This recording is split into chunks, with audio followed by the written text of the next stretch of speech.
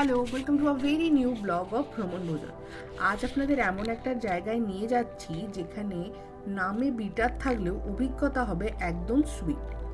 আজ যাচ্ছি খড়গপুরের ইন্দা কলেজের ঠিক উল্টো দিকে একটা ছোট্ট বাট ভীষণ কিউট একটা ক্যাফের সন্ধানে। ক্যাফেটার নাম হলো বিটার সুইট ক্যাফে। এই ক্যাফেটার ভেতরে ঢুকে প্রথম যে জিনিসটা খুব অ্যাট্রাক্ট করেছিল সেটা হচ্ছে এর অ্যাম্বিয়েন্স। চলুন অ্যাম্বিয়েন্সটা একবার আপনাদেরকে ঘুরে দেখাই।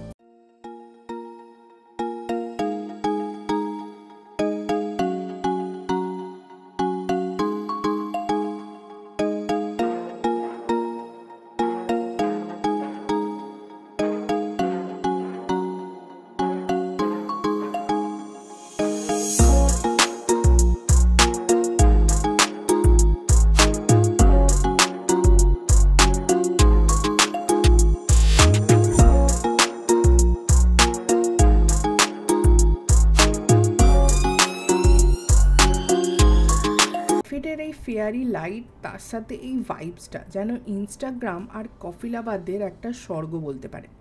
এমন একটা ভাইব যে শুধু খেতে নয়, মনটা ভালো করতেও পারে।